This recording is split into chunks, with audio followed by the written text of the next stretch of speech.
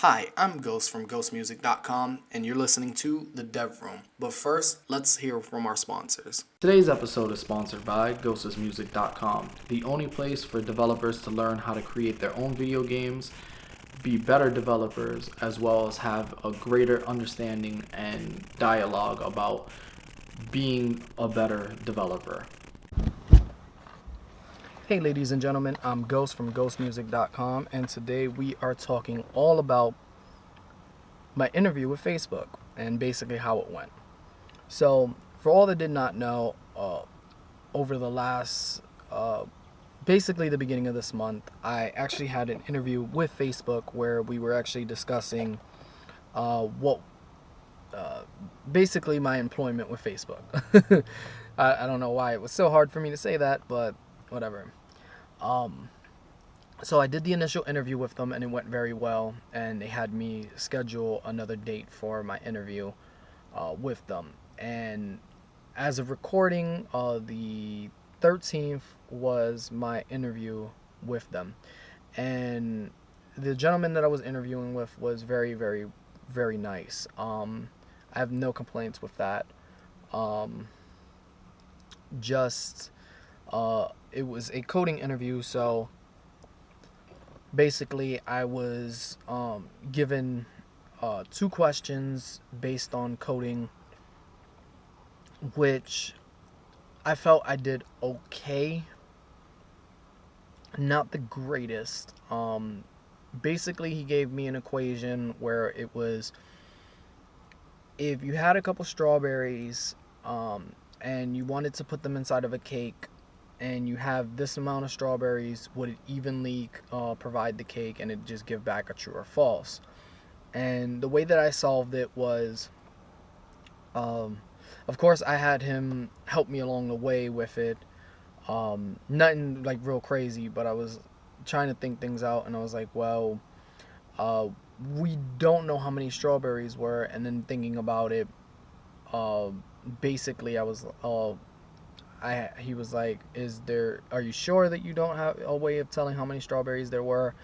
And I looked at it and I was like, oh, well, yeah, because you give an array of true or false that says, hey, this had a strawberry, this didn't have a strawberry, this had a strawberry, this had a strawberry, this had a strawberry. Thinking back to it, it was a question of probability. And in the beginning, my notions were to basically have the probability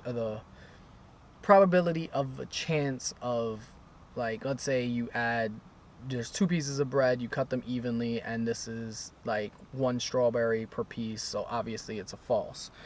But because of the way that I actually did the test, and he kept on like, well, tell me what you're thinking, and I would tell him what I was thinking, he basically kind of railed me into another way of thinking. And every time that I would give an explanation, which I'm not the best at explaining code while I'm working on it.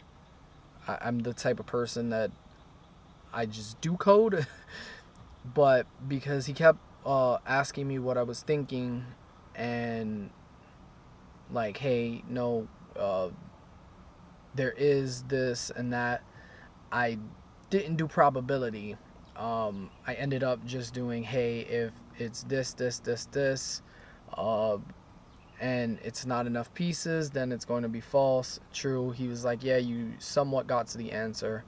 But again, thinking about it, it's probability. The second one was basically, if you had, like, let's say the word Facebook as a sticker, and you cut it up into actual segments of words, like a ransom note, how many stickers would you initially need to create this one word? That one, the way that I was getting to the answer, in my opinion, would work.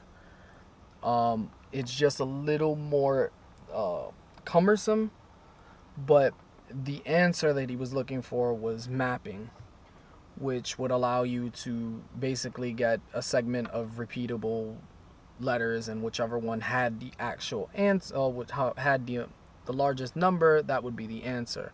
However, the way that I was thinking of doing it was a for loop, or for each loop, and basically counting how many times you would need like a specific letter or a specific letter, because I would have them segmented out as array, which my opinion, it would solve the problem, but that's not what they were looking for, obviously, and I didn't end up getting it. However, we did have a fair little bit of conversation about his job there, what he does, and how he does it, and everything seemed cool. But obviously, I'm not working there, so it is what it is. But I now that I know a little bit more, I'm gonna go right back to the books, train it up a little bit, and see if maybe we can get another interview with them, or we can get another place with them. When I did the initial interview with one of the recruiters or the HR people from Facebook themselves, I was going to be destined for the Instagram team, which, if you guys don't know, I really, really, really like Instagram. But again, it is what it is. I'll just train up a little bit more, do some more practice tests, and see what's going to happen. But it doesn't end there. Everything happens for a reason. So, is there anything that you guys out there, any horror stories that you guys have, or maybe interview stuff, I would like to know. And where do you guys go to practice code? Leave it in the show notes, and I'll see you guys in the next one. Peace.